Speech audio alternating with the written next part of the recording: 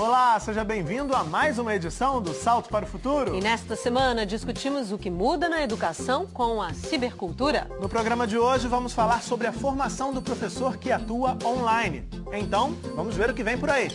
O papel ou os papéis do docente na era digital. Como integrar as ferramentas tecnológicas com a experiência educativa em sala de aula. No Rio de Janeiro, conheça os resultados de um curso de formação de professores para exercício da docência online. E saiba como essa experiência mudou a visão dos professores sobre a educação na era da cibercultura. Em Salvador, nossa equipe visita o Núcleo de Tecnologia Educacional 2 e mostra para você como as atividades do NTE têm reflexos no cotidiano da Escola Estadual Professor Aristides de Souza Oliveira. E não perca, nossa entrevista de hoje é com a professora Maria Tereza Freitas, da Universidade Federal de Juiz de Fora. Eu vi por aí que estava uma grande coisa a ser pesquisada, que era essa nova leitura escrita que estava se constituindo através da internet. Está no ar o Salto para o Futuro, Um programa da TV Escola, o canal da educação.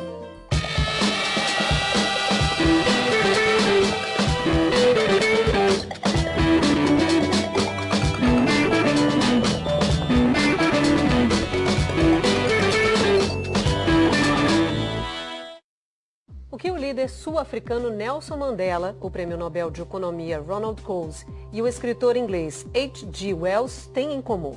Os três foram alunos de cursos à distância pela Universidade de Londres. Eram os tempos do ensino por correspondência, uma época em que chats, e-mails e fóruns de discussão ainda nem faziam parte do nosso vocabulário. Com o desenvolvimento das tecnologias digitais e a inclusão desses recursos na educação à distância, não só a dinâmica do ensino teve que ser repensada, mas também o papel do professor. E esse é o tema da reportagem que abre o programa de hoje. As chamadas tecnologias da informação e da comunicação mudaram e muito a educação à distância em todo o mundo. No Brasil, não foi diferente. E diante desse novo cenário em que pessoas interagem e aprendem em ambientes virtuais, o professor precisou rever conceitos e formas de trabalhar. Surgiu então o docente online.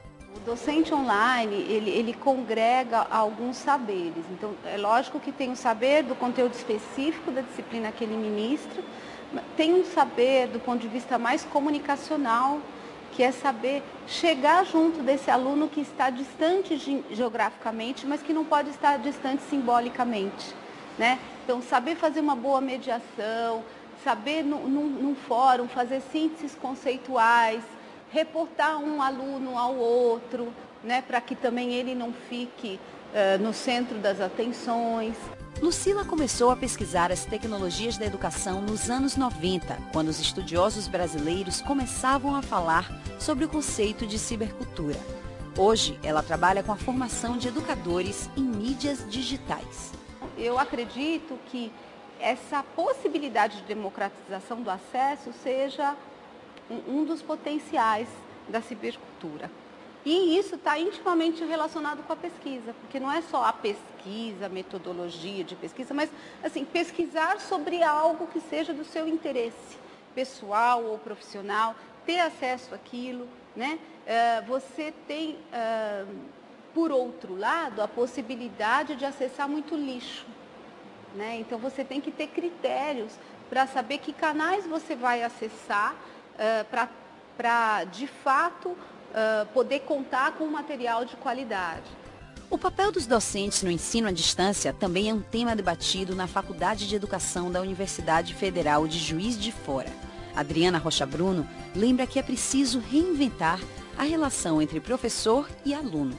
Pensar nessa formação implica em assumir o pertencimento, né, nesse espaço e nessa sociedade cibercultural, né, fazer uso dessas tecnologias, né, mas pensar com essa lógica cibercultural. Eu não posso, por exemplo, tratar esse meu aluno totalmente conectado da mesma forma em que eu fui tratado, em que eu, quando jovem ou quando criança, né, fui educada. Né? E eu acho que essa é a grande dificuldade de muitos dos educadores.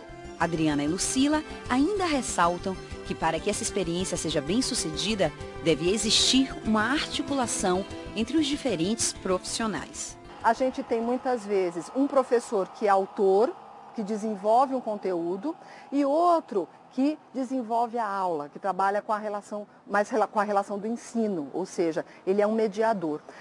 E se não houver integração entre todos esses personagens que atuam nesse processo, o que a gente acaba tendo? A gente acaba tendo, por exemplo, um autor que desenvolve um material ou pensa uma aula, que planeja uma aula, né? E um outro que não participou desse processo e que acaba sendo o executor, né? De uma autoria alheia, né? Então, é esse o questionamento que a gente tem feito em relação a essa fragmentação. E essa cisão quase sempre traz sequelas.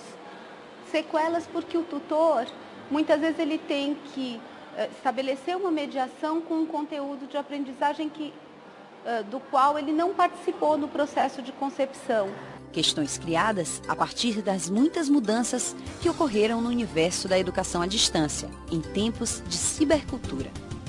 E eu penso que o docente online, quanto mais ele incursionar no mundo da cibercultura, né, essa experiência na cibercultura vai dar para ele subsídios teóricos e práticos de como lidar com o aluno em cursos online. Ele tem que pensar agora a partir de uma lógica um pouco diferente, né? Eu acho que a primeira questão que um professor faz é quem é esse aluno, né? Então não é só pensar em tempos de cibercultura, mas é pensar quem é esse meu aluno, com quem eu vou estar.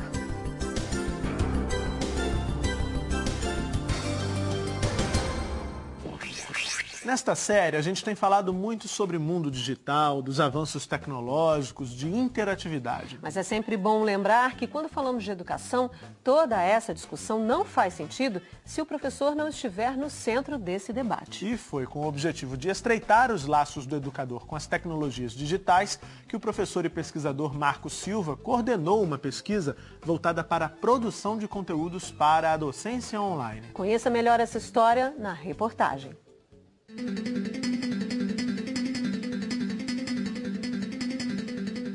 A cada instante são criados novos sites, redes sociais, blogs e páginas para os mais variados gostos e estilos.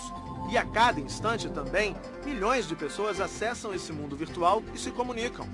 E é no meio desse turbilhão de informações que a educação busca novas formas de ensinar e de aprender. Hoje você tem na web um arsenal de possibilidades para você fazer Twitter, você fazer blogs, né? Se antes a centralidade era site e portal, hoje é blog, Twitter, redes sociais, Facebook, Orkut. Enfim, isso tudo vem significar ou vem trazer para nós, em educação, um diferencial interessante que vai marcar exatamente a perspectiva da colaboração, da dialógica, não é? Da troca, da relação aluno-aluno, professor-aluno, co-criando em rede. Educação via internet é um tema bastante procurado por professores e alunos nas instituições em que atua Marcos Silva. Mas o professor acrescenta que ainda há resistências. É necessária a inclusão digital, o acesso, mas muito mais que isso, a inclusão cibercultural. O que é isso? Porque eu conheço experts incluídos digitais que dão nó em pingo d'água usando computadores, mas que não acreditam nessa perspectiva de troca, de cocriação e colaboração online. E foi pensando nessa perspectiva de troca e colaboração no mundo virtual que o professor Marcos Silva desenvolveu o curso de formação de professores para a docência online. Em média, 60 docentes dos programas de mestrado e doutorado participam do curso à distância. Nos reunimos todos no ambiente Moodle, que é um ambiente fantástico, que permite encontros com fórum, wiki, chat, diversas infraestruturas boas para a gente poder se encontrar, conversar e co-criar. Discutir a formação do professor para mediar cursos online foi um assunto que também despertou o interesse do professor e produtor musical Maírton Bahia. Há 10 anos que eu criei um curso de produção fonográfica na Estácio, nível superior, graduação tecnológica, né, que foi pioneiro no Brasil. E entrei nessa vida docente, né? Fiz o mestrado lá na Unesa. E ele conta que foi desafiadora a experiência de unir a formação em música com o uso de novas tecnologias. O tema do nosso grupo é um tema mais ligado à tecnologia, né, a parte da interatividade na cibercultura. Dentro desse tema, eu estava incumbido de implementar o podcasting nessa pesquisa. Esse foi o meu trabalho. Como colocar, né, será que o podcast vai potencializar a interatividade? Né, essa era a questão, de motivar com que as pessoas participassem, mas postassem seus conteúdos de áudio e vídeo. Né, porque isso humaniza essa construção do conhecimento em ambientes virtuais. Na era digital, a produção musical também passou por mudanças. A música também perde esse estatuto da forma definida, de produto acabado, e fica sendo um produto em transição. Né? A composição, ela deixa de ser uma composição pronta e ela passa a ser uma proposição. Porque você, com o digital, ele traz uma plasticidade, né? Uma possibilidade de você mudar a música. Você pode pegar um compasso da música e fazer outra música desse compasso. Você pega um trecho com bateria e baixo, pega apenas um trecho, faz um loop e transforma em outra coisa. E essa capacidade de transformar pode ser observada, por exemplo, no trabalho dos músicos de jazz, gênero que se tornou conhecido pelos improvisos.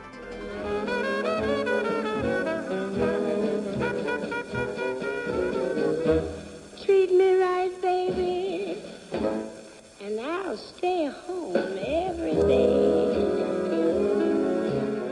O cara toca um tema, ele faz uma coisa na guitarra que influencia o baterista já faz uma outra coisa na bateria que ele cria na hora, que influencia o pianista já propõe um outro tema, uma outra variante, uma outra harmonia, e o cantor já absorve. Né? Então é um jogo de construção, né? De expressão mútua e compartilhada. A música já tem esse espírito.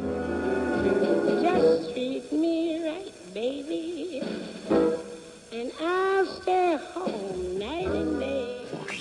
Bom, depois de falar dos papéis dos docentes online e também da formação desses profissionais, agora chegou a hora de ouvir quem já atua nessa área, Bárbara. É verdade, Murilo. Nossa equipe conversou com 2 profissionais que atuam com educação online e foi ouvir os desafios que o cotidiano traz para quem trabalha nessa modalidade. Veja a reportagem.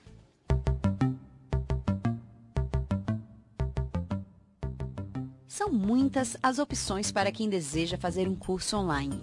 Na tela do computador, o estudante faz descobertas, vivencia novas experiências e estabelece relações, por exemplo, com o professor tutor. A gente quer mesmo uma educação que seja interativa, que o aluno aprenda tanto com o tutor, na nomenclatura professor-tutor, que a gente entende assim, não, porque tutor ele vem de uma história da reatividade, então a gente chama de professor-tutor, porque também um professor é um docente, então a gente busca que o aluno aprenda. A gente soma um ao outro. Agora, se ele não aparece, não há construção.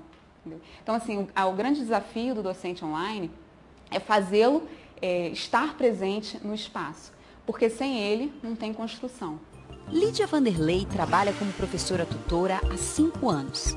Para ela, quem opta por estudar à distância precisa estar conectado aos diferentes ambientes virtuais, como, por exemplo, as redes sociais. Eu acho que ele precisa estar no ciberespaço. Por exemplo, eu não me imagino sendo docente online sem ter, por exemplo, Facebook ou sem ter perceber a utilidade, possibilidade do YouTube, entendeu? Sem perceber a dinâmica do MSN. Né? Então, você precisa vivenciar para você precisa se apropriar, estar ali, fazer parte para que você utilize. E se engana quem pensa que a distância afeta as relações construídas nos ambientes virtuais de aprendizagem. Eunice de Castro acredita que na educação online, o professor tem diversos mecanismos para conhecer e avaliar o estudante. No presencial, eu acredito que nem sempre o professor consegue acompanhar tão bem o desenvolvimento de cada aluno como no online, por incrível que pareça. Porque no presencial eu posso estar lá na sala de aula, ou estar pensando em outras coisas, ou não ir para a sala de aula e de repente estudo em casa, ou faço alguma coisa, faço com um colega, ele coloca meu nome num trabalho e lá o professor vai ver, eu tirei 10 e de repente não participei, não teve o conhecimento gerado. Na educação online não. Você precisa estar participando dos fóruns, você precisa ler, porque se você não lê o que está sendo os textos, como é que você vai discutir aquilo no ambiente online? Características que fazem da educação online uma modalidade de ensino que incentiva a construção de conhecimentos em rede. Ele procura o aluno e o aluno procura e você monta um espaço de diálogo, entendeu? E você constrói com ele, ele constrói com você. Então, eu encontrei na educação online essa possibilidade de você mudar a sua lógica educacional. Não é só aquela educação só você falar para os outros ouvirem, o aluno ter que levantar o dedo para responder. Aqui a gente constrói junto.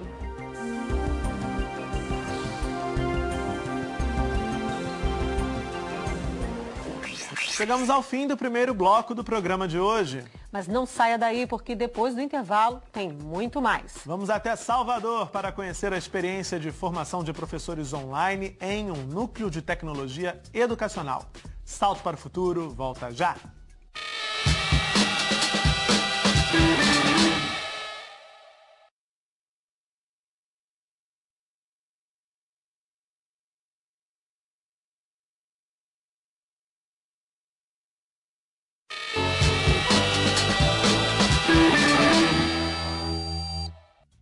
Estamos de volta com o Salto para o Futuro. Neste segundo bloco, vamos até Salvador, conhecer experiências de formação de professores online. Formação que acontece no Núcleo de Tecnologia Educacional 2.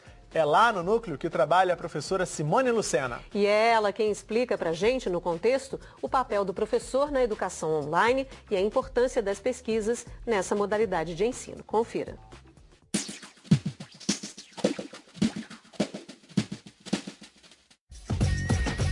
O que muda na formação do professor? A educação online com a cybercultura muda bastante a formação do professor. Porque esse professor, ele muitas vezes chega ao NTE, ao Núcleo aqui de Tecnologia Educacional, sem ter nenhuma vivência de cybercultura. Até porque os nossos professores não foram formados na cybercultura. Então, ao chegar ao NTE, eles acabam se inteirando, criando e-mail, blogs, interagindo em ambientes virtuais e passam a vivenciar essa cybercultura.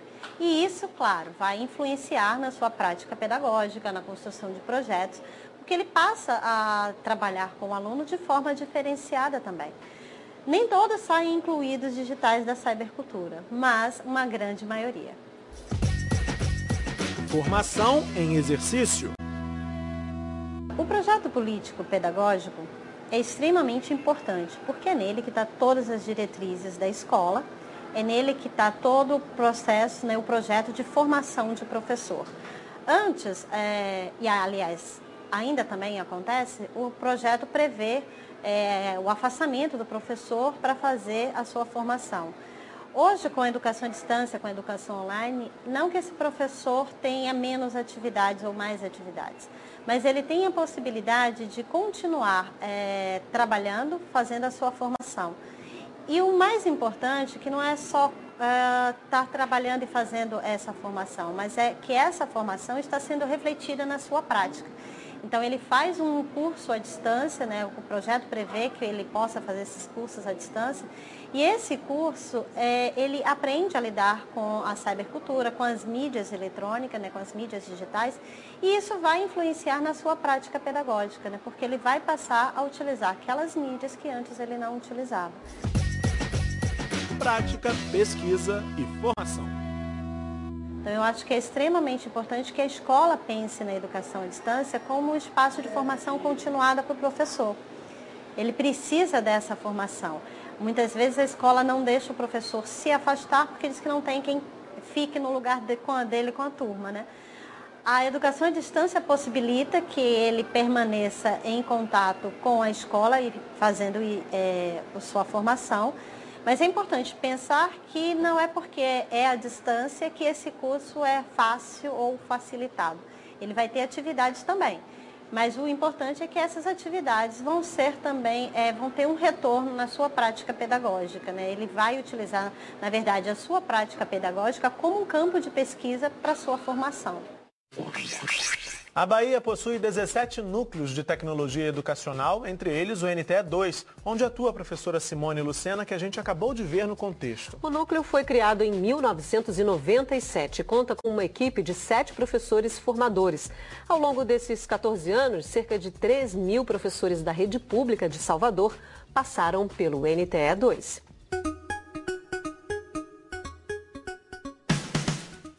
Todos os dias, professores da Rede Pública de Ensino de Salvador vão ao Núcleo de Tecnologia Educacional para se conectar aos diversos recursos tecnológicos. Além da formação continuada de professores, o núcleo também é responsável por organizar laboratórios de informática nas escolas e fazer a manutenção de softwares. O núcleo ele foi criado em 1997, com um programa do MEC chamado PROINFO, Programa Nacional de Informática na Educação. E esse programa, ele previa a criação de núcleos em todos os estados brasileiros. Nós somos vinculados ao Instituto Anísio Teixeira através da Coordenação de Tecnologia Educacional. Essa coordenação é que nos passa as orientações para que a gente, a partir delas, promova os cursos e oficinas de formação continuada dos professores, utilizando as tecnologias de informação e comunicação na educação. O núcleo funciona em 2 turnos e promove cursos semipresenciais. Eles precisam de um encontro presencial para entender qual é a lógica de funcionamento do curso, para entender o que é a cybercultura e também para interagir com o ambiente. Ao todo, mais de 3.000 professores já passaram por esse núcleo, que fica em Salvador. Pessoas como Ângelo, que começou com um curso básico e não parou mais. A minha relação com o NTE vem desde o ano de 2007, quando eu fiz o primeiro curso de Introdução a Mídias Digitais. Já tinha conhecimento das mídias, porém me faltava algumas fundamentações técnicas. Então eu busquei o NTE justamente para me capacitar tecnicamente dentro desse arcabouço de conhecimento. Daniela é professora de matemática e começou a frequentar o núcleo com o objetivo de incorporar diferentes tecnologias digitais no seu trabalho em sala de aula. Para ela, esse é um recurso que pode ajudar os alunos a compreender alguns conceitos matemáticos. Ontem mesmo eu tive umas apresentações sobre uma parte da matemática, que é a geometria, que é muito difícil para os alunos conseguirem entender. Então eles fizeram um trabalho maravilhoso, e exploraram através dos recursos tecnológicos, das técnicas também utilizadas para estar constituindo aquelas figuras, aqueles cálculos, conseguindo visualizar na prática, como a coisa se processa. É a utilização da tecnologia a favor do processo educativo. Uma experiência que modifica as formas de ensinar e de aprender. O professor, ao ser inserido na cybercultura, ao vivenciar, ele não volta o mesmo para a sala de aula. Ninguém volta o mesmo depois de uma formação. Então, ele acaba levando para a sala de aula essa vivência. Uma coisa interessante é que mesmo quando a escola não tem o laboratório funcionando, a tecnologia funcionando, ele acaba trabalhando com os alunos de uma outra forma. É de fundamental importância para o educador brasileiro hoje estar completamente antenado, como os alunos dizem, com as novas tecnologias. Então, é necessário que tanto a gente conheça, quanto a gente proporcione para os alunos um momento de maturação com as novas tecnologias.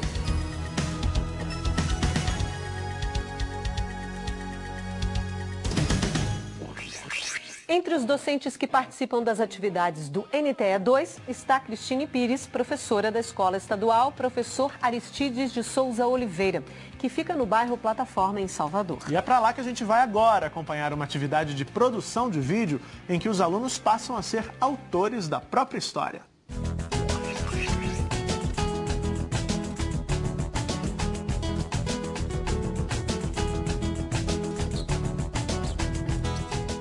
Na verdade, vocês não vão ter que falar nada. O videoclipe todo, quem vai falar é toda a música, não é isso? Oi? A gente grava essa parte depois, mas toda a parte da história do videoclipe a gente grava agora, tá certo? Vi com um menino, com uma menina namorando lá no beco da esquina. Eu também vi. Que dia?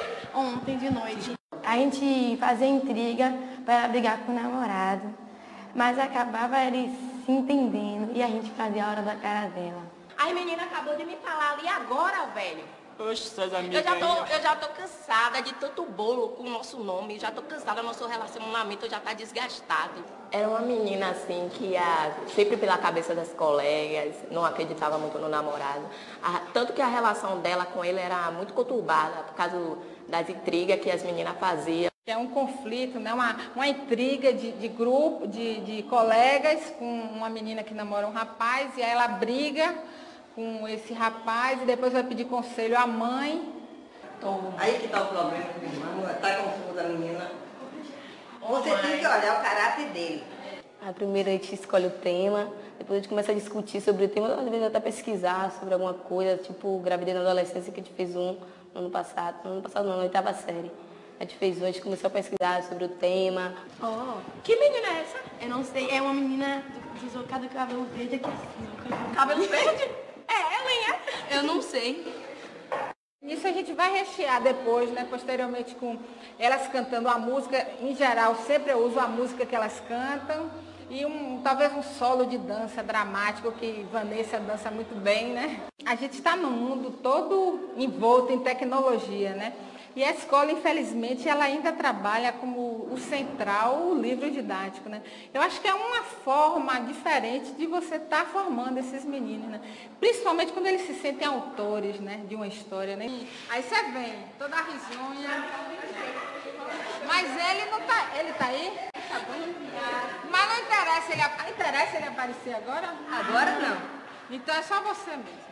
Aí eu acho que isso é uma formação diferente um pouco da tradicional, entendeu? Em que eles estão se vendo e construindo. Acho que essa formação se dá muito no cotidiano, de perceber, né? Perceber e refletir sobre a sua realidade, né?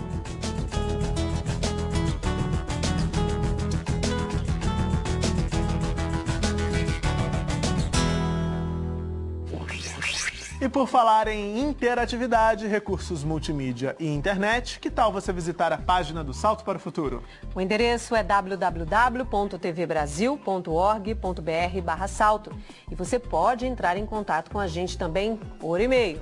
Anote aí, salto@mec.gov.br. Envie perguntas e comentários sobre a série desta semana. Na sexta-feira vamos debater o tema com os nossos convidados ao vivo aqui no estúdio. E a sua participação é fundamental.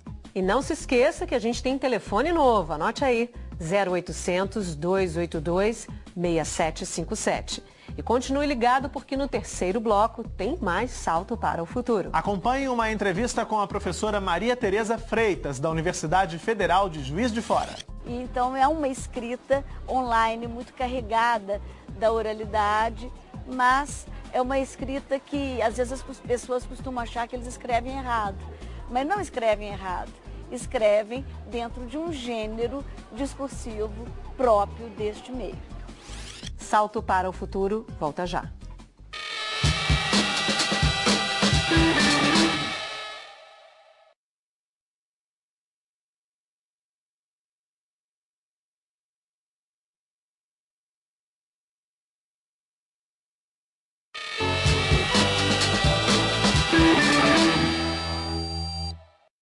Estamos de volta com o Salto para o Futuro no segundo programa da série sobre os impactos da cibercultura na educação. Na educação contemporânea, o computador está lado a lado com os livros e as redes sociais estão aí para que a gente possa trocar ideias e experiências com pessoas em qualquer parte do mundo. Afinal, vivemos o tempo da interatividade. E como essas marcas do nosso tempo estão presentes na educação? A professora Maria Tereza Freitas, da Universidade Federal de Juiz de Fora, conversou com a repórter Camila Nin sobre esse assunto. Veja a entrevista.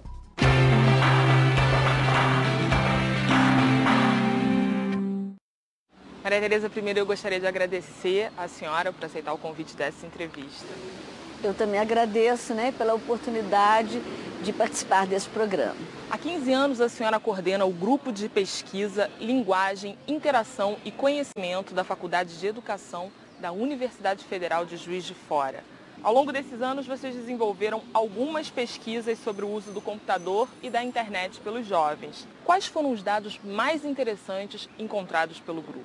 Desde 99, nós estamos pesquisando sobre a leitura e a escrita de adolescentes na internet.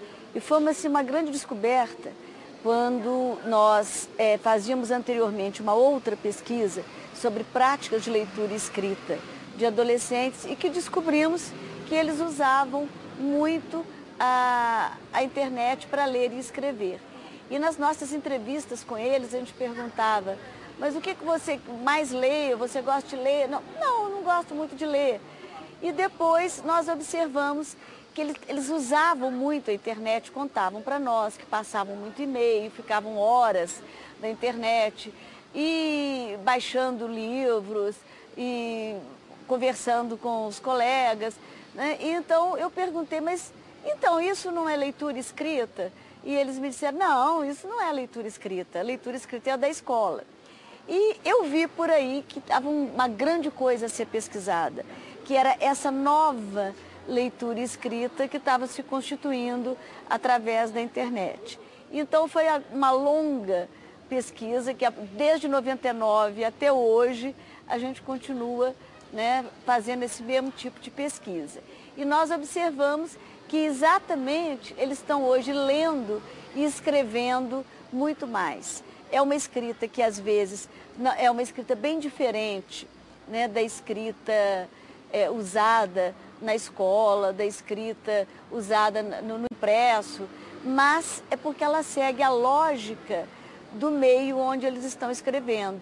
Então eles escrevem muito rapidamente, tem que seguir a lógica do teclado, mas ali eles estão usando um novo gênero de discurso, que é o gênero internético, que foi criado a partir das possibilidades da internet, que é uma escrita muito híbrida, porque ela é uma escrita que ao mesmo tempo tem muito de oralidade, porque é sempre conversa, esses canais todos de relacionamento, MSN, Orkut, o Facebook, são conversas online, né? E então é uma escrita online muito carregada da oralidade, mas é uma escrita que às vezes as pessoas costumam achar que eles escrevem errado, mas não escrevem errado.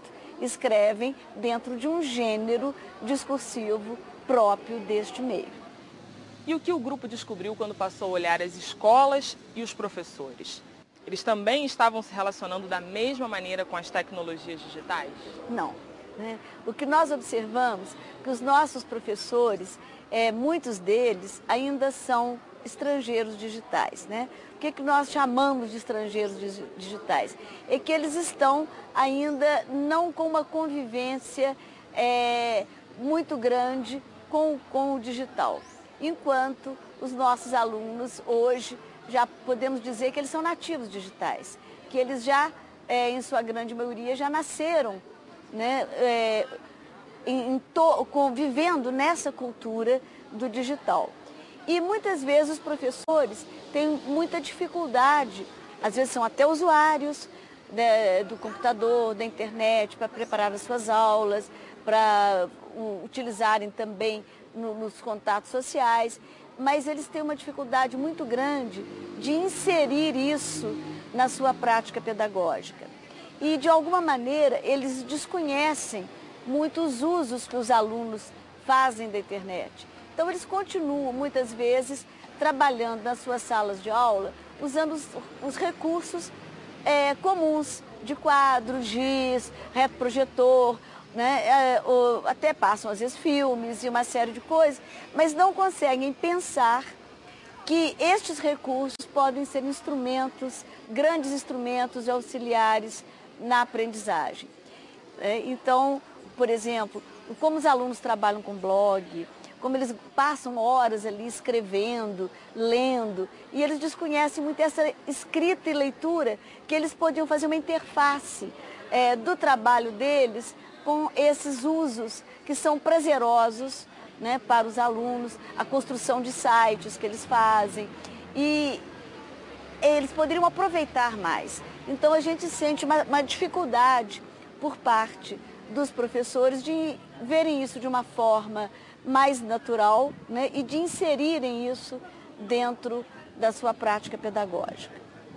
Em um artigo publicado recentemente em uma revista de educação, a senhora traça um paralelo entre as tecnologias contemporâneas e a teoria psicológica de Vygotsky. de que forma podemos relacionar o pensamento de Vygotsky, que viveu em uma época sem computadores e sem internet, com essas tecnologias? Olha, ele construiu uma teoria psicológica que foi muito além do tempo dele. Ele teve um avanço muito grande em relação às concepções de psicologia existentes na época dele. E ele vai, principalmente, trabalhar muito com a questão da aprendizagem. E ele acha que a aprendizagem ela é sempre um processo social. É sempre isso, esse professor que aprende ensinando, o aluno que aprende, o professor que ensina aprendendo e o aluno que aprende ensinando. E ele vai falar muito numa aprendizagem coletiva, compartilhada, né? E eu vejo que essa ideia dele, ela se concretiza muito hoje com o uso do computador e internet. E ainda assim, ele tem alguns conceitos muito interessantes. O conceito da mediação, que para chegar ao conhecimento, eu nunca vou diretamente ao conhecimento, eu sempre o faço via um outro, né, ou via um instrumento. E ele vai dizer que existem dois tipos de instrumento. Os instrumentos técnicos, ferramentas, e os instrumentos simbólicos. E a linguagem é um desses instrumentos simbólicos. Então, sempre o conhecimento se constrói via um outro através de um instrumento. E aí, eu olhando para o computador e internet, eu vejo como que ele sintetiza todas essas ideias de mediação do Vygotsky. No computador acontecem 3 ordens de mediação. Ele é um instrumento técnico, uma ferramenta. Mas, ao mesmo tempo, ele é um instrumento simbólico, porque ele é um instrumento de linguagem. Tudo no computador, desde a programação, é feito através da linguagem. E toda a forma de uso do computador é feita através da linguagem e através da leitura escrita.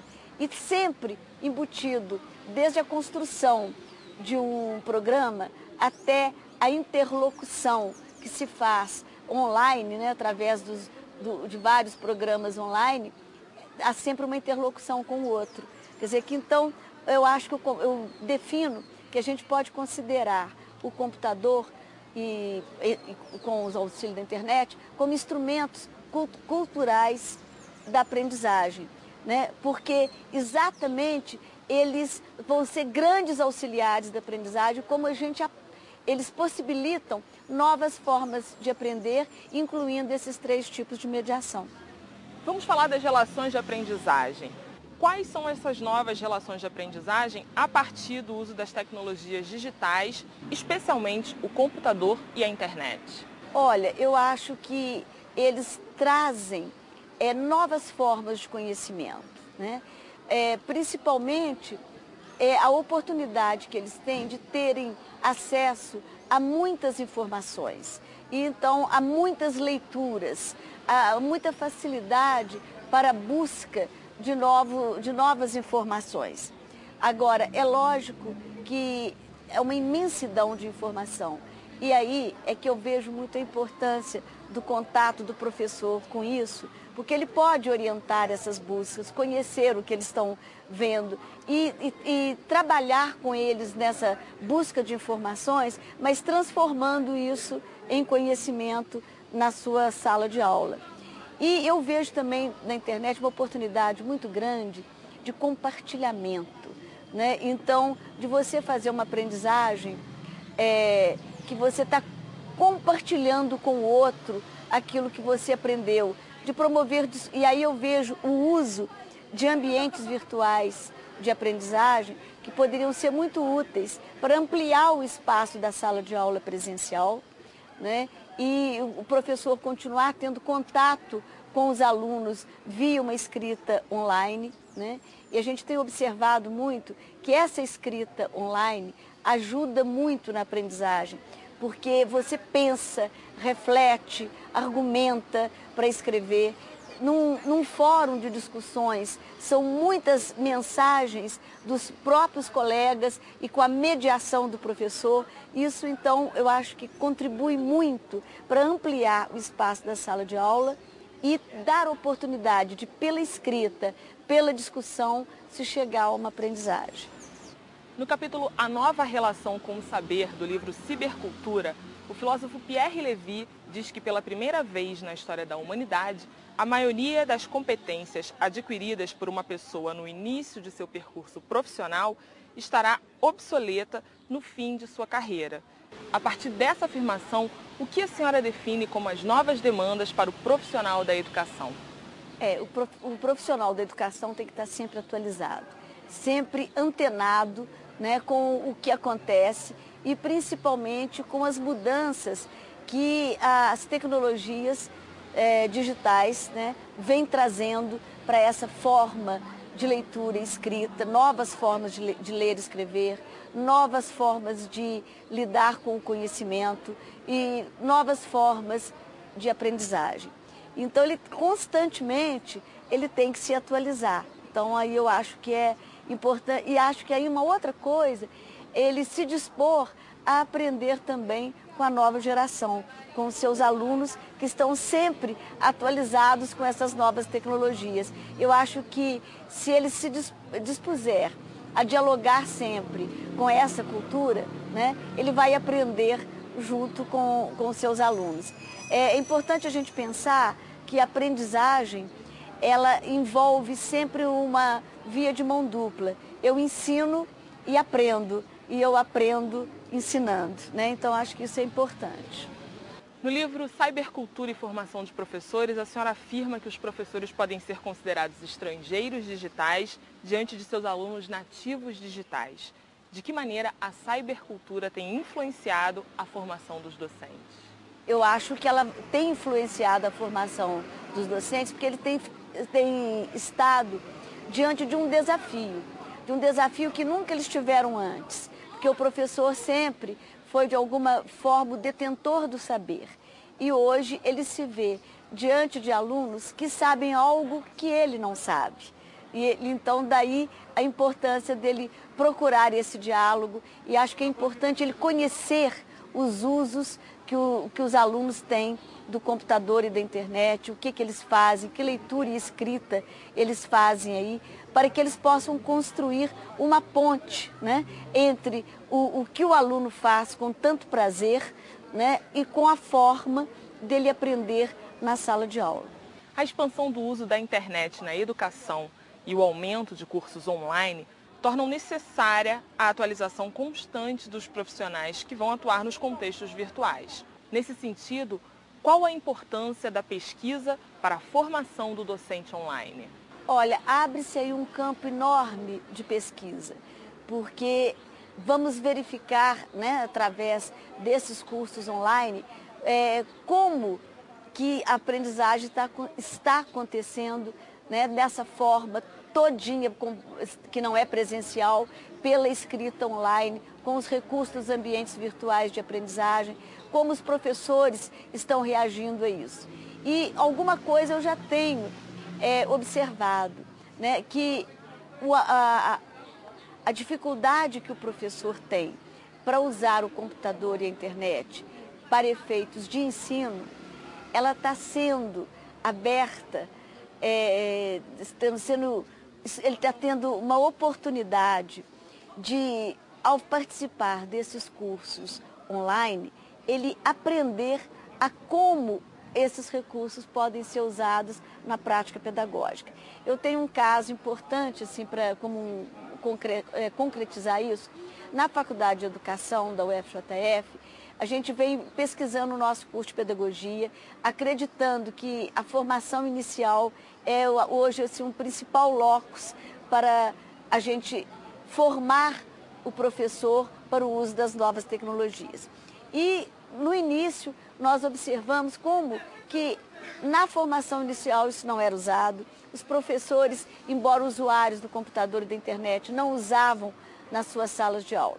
Quando começamos um trabalho dentro da universidade com a UAB e que os professores começaram a trabalhar na educação à distância e descobriram como era importante o uso desses ambientes virtuais de aprendizagem na educação à distância, hoje eles começam a inserir muito desse trabalho já nas suas aulas presenciais. Então, acho que a contribuição que os cursos à distância, né, estão dando é exatamente de aproximar o professor do uso pedagógico das tecnologias digitais. Professora, obrigada por essa entrevista. E eu, mais uma vez, agradeço por estar discutindo ideias que são parte da minha vida, do meu trabalho de pesquisa. Nessa semana perguntamos o que muda na educação à distância com a cibercultura. Confira as respostas no Mosaico.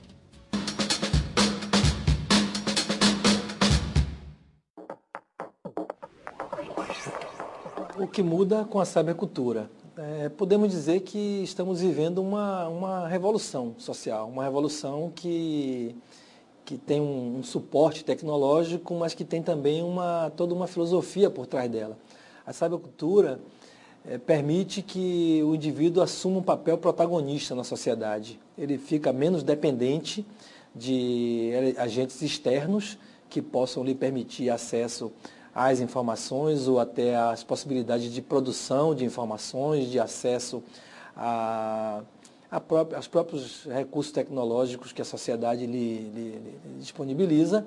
E uma coisa importante, permite a interação entre as pessoas, permite as comunicações num tempo muito rápido, com possibilidades amplas de desenvolvimento coletivo de ideias, de desenvolver o que a gente pode chamar de uma inteligência coletiva. O indivíduo ele deixa de estar isolado e dependente das estruturas, né, formais estabelecidas e pode ter acesso à possibilidade grande de construção, de interação, de atuação conjunta, de colaboração.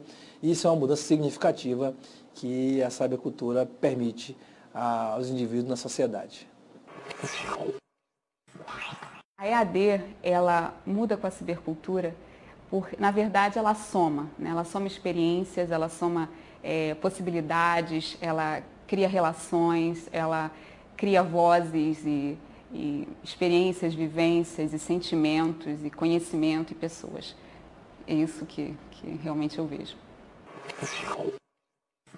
Eu acho que a cibercultura ela oferece a possibilidade do que a gente chama de hibridismo, ou seja, a articulação, integração, né, de possibilidades. Então não existe mais o presencial e o online. Existe o uso de tecnologias, de possibilidades de conexão e de redes em ambos os espaços, seja ele virtual, seja online.